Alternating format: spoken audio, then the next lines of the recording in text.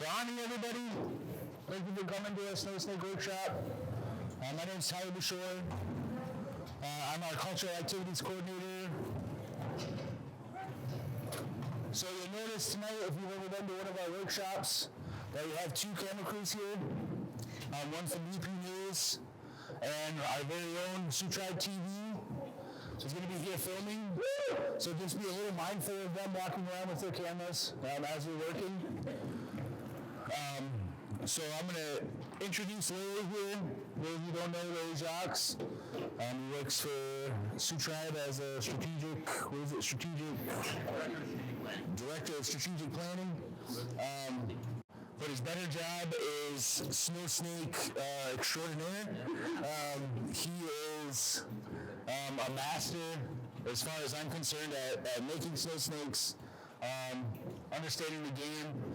He's the guy I go to for advice when it comes to anything snow snake. So he's got a presentation for everybody, and then after that I'll come back and share the stories of snow snakes. You still doing that? This time? Okay. Yeah. And I'll come back and share the stories of snow snakes. So without further ado, Larry Jaques. Well, again, welcome everybody to the Snowsnake Workshop 2025. Was anybody at the previous workshop? One? All right. Wonderful. So I just want to make sure we're in a good place here. So I've been doing snow snakes for the past 4 years, and maybe 5 years. And kind of come a long ways in the last several years in designing snow snakes, and I've gone all over the state and had a chance to participate in a lot of different competitions. And I just want to share a little bit about my story and kind of what my thoughts on snow snakes are. So, one of the things I really love about snow snakes is that it's a chance for community building. It's a chance to get out in the wintertime and be with people that, otherwise you end up getting stuck inside your house. It's dark out, it's cold out, and this is an opportunity to get out and just and be with the community. This is over at the Powell Grounds 2 years ago. Last year we didn't have a lot of snow, but 2 years ago we had a lot of snow. We made a really huge track, and this year I think it's going to be even bigger.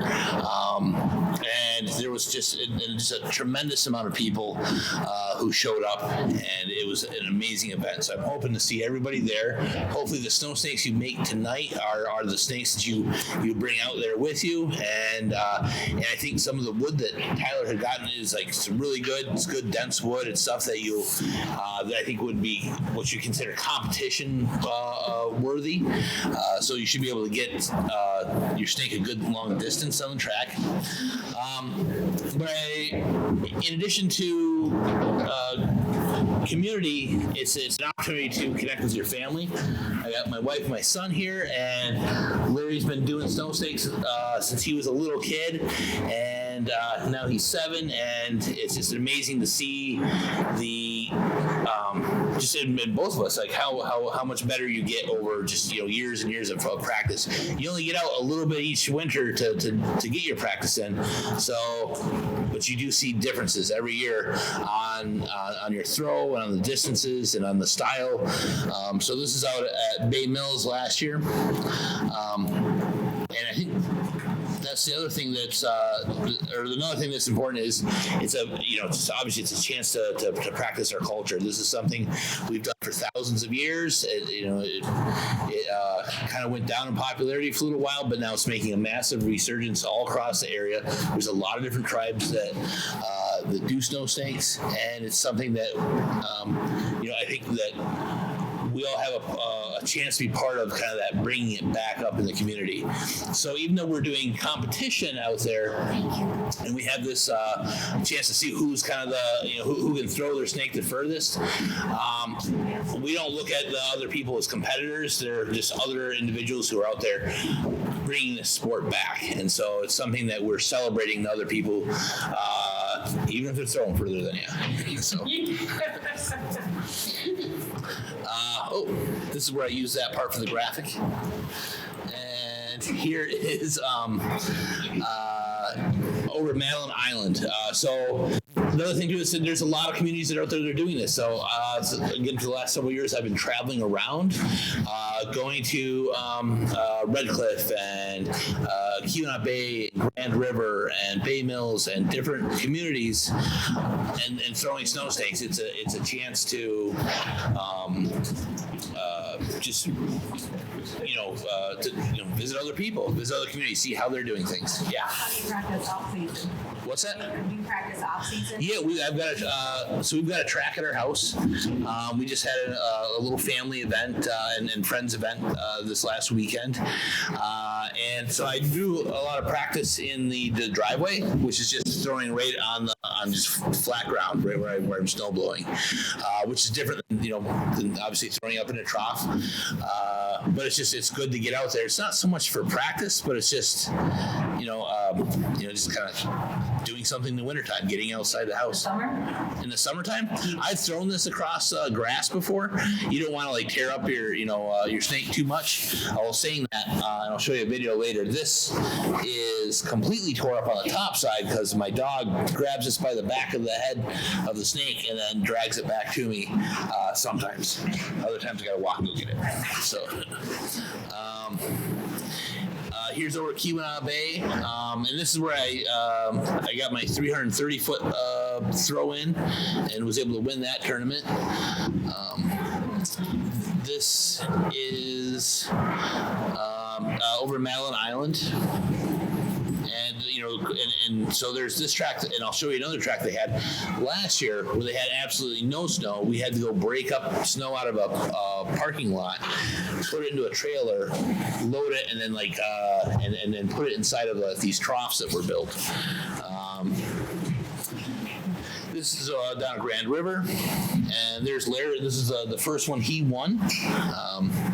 He got the longest in his division, and then here we are with the Sioux Tribe flag over at Madeline Island. I think this was their first year they had did a big tournament, big invitational. There's a lot of different ways in which you can make snakes. You can, and there's a whole bunch of different, and the reason for making them kind of different or having different snakes is there's a lot of different styles of tracks. There's flat tracks, there's crooked tracks like this, there's a flat track, there's a raised track, and so like a raised track with a good trough, you can have a snake that has more lift on the front side, so that's going to help it go over little bumps and things. But if it's not good sides, it can climb right out of the track. So different snakes make sense for different conditions, and you won't totally know that until you kind of build a whole bunch of different snakes. Which snake's going to work best for what conditions, and you got to throw the different snakes in the different tracks. You don't need to have a whole bunch to compete. Just getting out there with if you just have one, that's plenty of snakes. Building a track, that's another thing is that everybody's going to build tracks differently. We're going to build one here. I'm going to build one this weekend. Built one last weekend. But one of the ways to do it is you get someone else and you essentially have a rope through a log and you drag that log back and forth until you get a nice groove down the center of a raised snowbank that you've piled up. So this is, I prefer this style of track. And then the other thing you do after this is you can get some water and you ice that track down. A little bit of warm water afterwards, you'll spray it, and then you can get a really slick track, and that'll let your snake go a very long distance. And here's another style of snow snakes. Some people put lead in the tips of their snow snakes. I don't like working with lead, so I use pewter, and I just went up to one of the local resale stores and bought pewter on one of those discount days, and you can melt it down in an old frying pan. It's kind of cool to see it melt. I'll show a video of it in a little bit. There's different styles. This is the very first one I built, and I donated this one to Culture. I try to, every time I build something new, I try to donate the first thing that I build. And then here's the one that I put, I don't know, maybe 30 to 40 hours into. Some of those hours were just looking at the piece of wood, trying to figure out what I was going to do with it. But this one's got a lot of different little nuances to it. But yeah, you can spend as much time or as little time as you want in putting a stick together. And then there's the one of the things that I like is that I don't think that the competition begins at the racetrack. I think it begins ahead of time in your garage or in this workshop. So there's little mini games that I like to play. The first one is the game of picking the wood and materials. So I really like working with maple. This one's maple. It's very dense wood. It's one of the densest woods that we have. Very close to maple is oak. And this one here is oak with a laminated purple heart with a copper epoxy inlay. And then this one here is the kind of the sister to that one, and it's oak, purple heart, and then it's got the pewter tip on it. So why you would have say this versus like a cedar stick, like or pine. Pine's great. It's easy to carve, and it does a really good job, but it doesn't have the same density. If it doesn't have the same density, that means when you put all your energy and your effort into it, it won't continue going. As far as like something that's dense, like the wood that we got for you guys today, it's either oak or maple. They're very wood, so all that energy is it will stick with the stick in your throw, and it'll go a long ways. So finding the wood, and so it could be scrap wood. This piece of wood came with my house. It was in the attic. Paid nothing for it. So it could be scrap wood. Some people repurpose broom handles. Have you had a chance to make like a squiggly snake with the tree branch or anything yet? I have not done the squiggly tree branch one, but I've seen them, and they do look really cool. Have you done one? I'm gonna make one. You're gonna make one? That's your One of these years. And then and that's the other thing. It's fun to watch the snakes go, because they will. It doesn't matter how straight and smooth you make them; they will wiggle back and forth like a snake through the trough, and that's what we kind of call where the snakes ride it. Or you can, like store-bought hardwood. You can go and you can just buy different types of wood to make your snake. The next game is the game of designing and creating. So a lot of the snakes we have today, they're going to be kind of pre-shaped, but there's like little things like cutting the snake so it's the right shape. The shapes of these things, which you can really tell on this one here, is if I push on this, you can see that it's off balance, and it only actually rides on this very small bit of the snake in the center. And the point of that is that every little bit of where this snake rides in the snow, it's going to create drag, and so I'm trying to reduce drag, or friction. So I try to keep the snake very smooth, and try to reduce how much of it's actually touching the snow. And then, you're trying to get this design that's low friction, and it also handles a huge varieties of different track conditions. So, especially you go to some tracks and they wiggle back and forth. So, if I had a stick that was longer than this one, and it's in that trough and wiggling this way, and then the back of this thing starts rubbing against the back side of the trough, that's another spot for friction. So now it's rubbing here and it's rubbing here, and that's going to decrease the distance that they can go. So I not build snakes longer than this. But if you were having a completely flat, like on a lake type of racetrack, you can build them longer and you can build them heavier, because you're not worried about that kind of side-to-side action. So there's no set length. There's absolutely zero rules. There's some things that you might not want to do. You might not want to have a steel snow snake because it doesn't feel like it's quite within the spirit of the game. But there's absolutely no rules. And then there's also much smaller ones that are just a fraction of the size, maybe half the size of this one, called mudcats, which are kind of meant for like a different, like a slushier type of track. And then again, like the skinnier ones are more for slushy tracks. Then this wide one just kind of plows through those, and it's not really good for that. The next game is the game of making it look flashy, and hopefully everyone here has some design concepts of what it is that you want to paint on your snake tonight. People wood burn, they paint, they stain, they put different finishes on there, and you want something that's gonna like have this look that reflects you and your identity a little bit. On this snake, I really like stars, I like snow, I like the wintertime. This snake's name is Bouschor, which is the same constellation as Orion's belt. And so up here you see a little picture of Orion. It'd be a picture of Bouschor. And then there's the three stars that would make for the belt, right? And so different ones have different things that just kind of reflect who they are. And so when you guys build your snakes tonight, I want you to think about a design. It can just be a cool design, but it can also be something that reflects your identity in some way. But whatever it is, you pour your creative spirit into it and make the snake your own.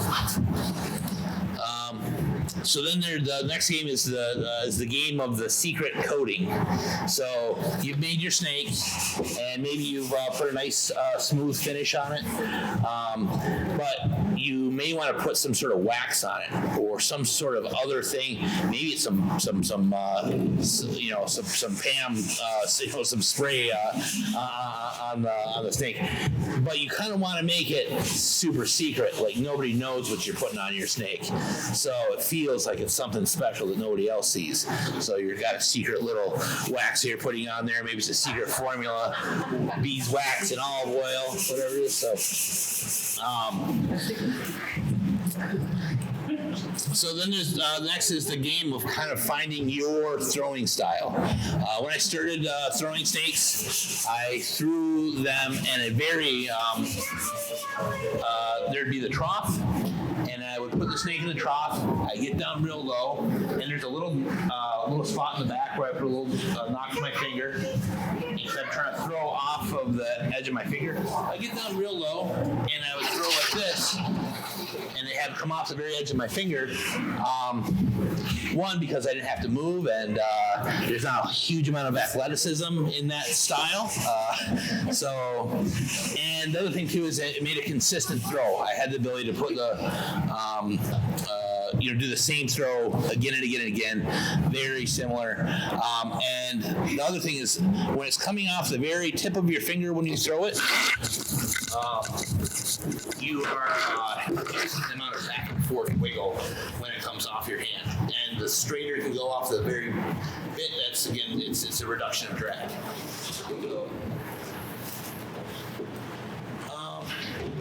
And then, so the other thing too is so a lot of the snakes you're gonna have tonight are kind of it's gonna be associated with your size, and so I am a bigger guy, so I throw a heavier snake. So if you are a smaller person, you're gonna want to have a smaller snake because you want to get that snake up to a good speed where it's kind of skipping across the snow. So different. So eventually, you find a way to kind of make the snake work for essentially your body size and your throwing style. So if you make a lighter snake, and then you decide that you want to have to reduce, add lead weight to it or something. You could drill a hole in the head of it, and you could put lead in there, or pewter, or copper, or any kind of a heavier thing. Some people have put bolts inside of theirs. You can. There's a whole bunch of things you can do to kind of increase, change that weight.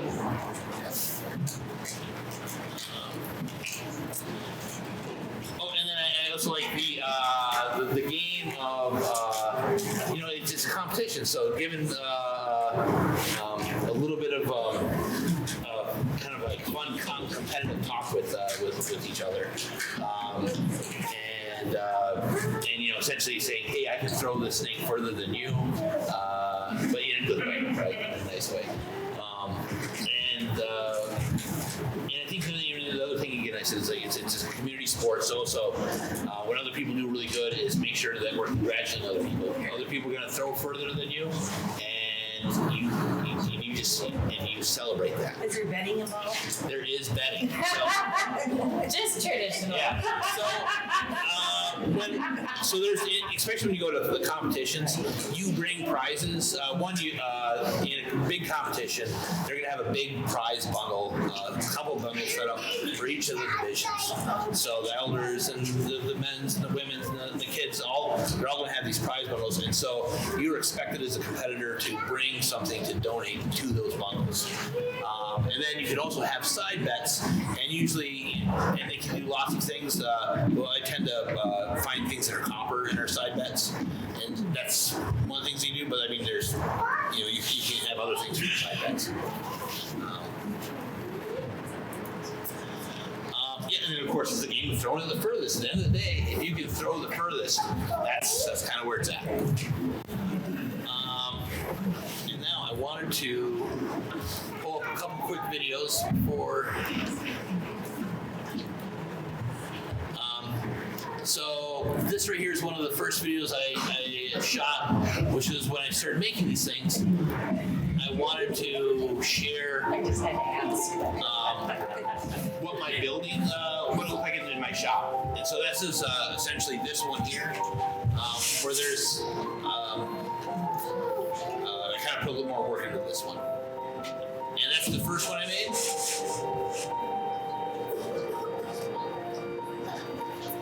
This is probably the worst animation you'll ever see, but I did it myself, and I'm very proud of it.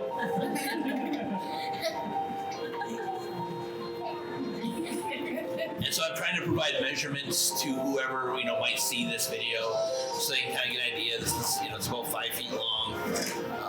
Where the center is, how the bevels are going up on it. And so that way someone can theoretically copy this one. But you have to have your all your cautions, and you have power tools. As we all know, you can't mess around with without supervision, and safety glasses and breathing masks. There's sanding, there's the drawing, there's the cutting some grooves in it, and then I'll eventually coat it and paint it, or paint it and then coat it. Polyurethane, and that's how. And then that other snake there is I gifted to my sister. That's one video. This is working on this one. You just kind of see carving and just slowly move the chisel. And this one took a long time, so I tried to work a lot with hand tools. Then we have the glamour picture of the Babuniki meeting. We gloss it up and try to make it look really fancy with a little good lighting. And then you got your epic music in there, of course, for the Facebook. Here's my boy in one of his. This is a winter of 22, so a couple years ago, and this is one of his first throws compared to what he's throwing today. And let's see here, we've got. So this is over at Madeline Island, and so this was my first big trip over there. And this is a 22 as well. And the fun thing about the trip over to Madeline Island is that the ferries had shut down because Lake Superior had frozen. Once it's frozen, you have to drive out on Lake Superior. You have to drive 2 miles over 70 feet of water in a car that you haven't quite finished the payments on. And it was so snowy. I mean, I could see these Christmas trees, but I couldn't see. Once you're in the middle, I couldn't see the mainland. I couldn't see the island. And but eventually made it over there. And we can see some of the get some throws at a time.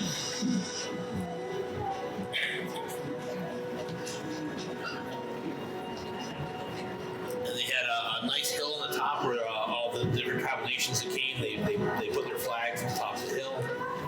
So you can see all the nations that were there at the event. It was really pretty cool. I think that's Lori from Traditional Medicine right over there.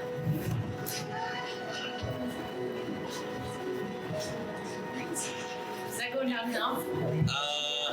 Slight downhill, slight.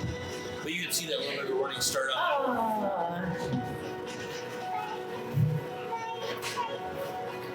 That's a long stick. Snakes. You gotta pull them up high so they seem longer. Oh, I think those are really Yeah, you gotta really get it by the end of these things. Oh, yeah. yeah. And, and I think that's what we ultimately want to have in our community is, we build up a big event and we get it to the point where we're inviting other, other nations to come over and compete against us. And then hopefully, we take all the trophies.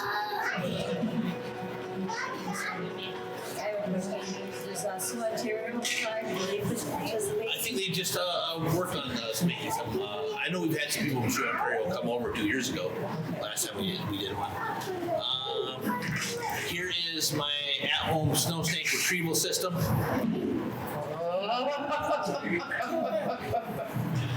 And this is Loki dog. She's got her little winter sweater on. I was like, how do you do that? And I don't know if I had the. Oh, sure. I muted the audio on her, but it's hilarious to hear her. She has a completely different tone of bark for Snowsnake retrieval. She just gets so excited about it. So this is last year making the pewter tip on this one. So I got the turkey fryer out. Put it in an old cast iron, and that stuff melts down. Once it gets up to temperature, it melts pretty quickly. And then you just pour it inside of actually I wrapped a cardboard tube around this thing, then covered it with tin foil. Then I smashed my mouse, and then and it made it didn't catch on fire. So there's a tin foil around the cardboard tube, and I just poured it in there. And then once it was all cooled down, then I just took the angle grinder to it, and until it, of course I had a carved little design inside of the Snowsnake ahead of time. But let's see here. I don't know what that is. This is Madeline Island last year. We had no snow. So what do you do when there's no snow? You build a track. And so we were up all night long building it, bringing this stuff over, trying to melt it, trying to get this hard, crusty old snow. That we had to pickaxe out of a. We already seen that picture.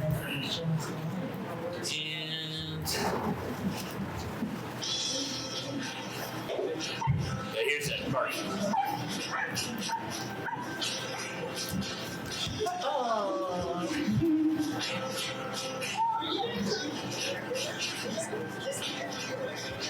And she gets so excited about it. And she only gets it right in the back of the neck. This thing is so excited.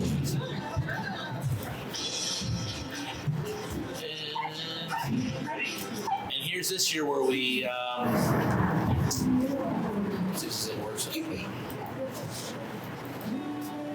where we turned into Legos. We built our track, and this is at my house. And there's Larry throwing it now, and he's throwing it a really good long distance. We got a little bridge halfway through because I need to drive the snowblower in the backyard. Yeah. And so anyway, that's all I have for this part of the presentation. Yeah. And then I think Tyler's going to share some stories, right? Yeah. And then we'll get to building them.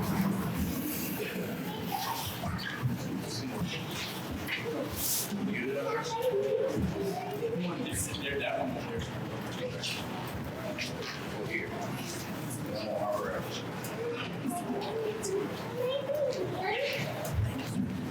So, So when we talk about our stories of snow snakes, there's a few things with them. And so for the folks who are filming, I'm gonna ask you guys not to film this portion. So when we talk about our stories are sacred, and we keep them in a sacred manner.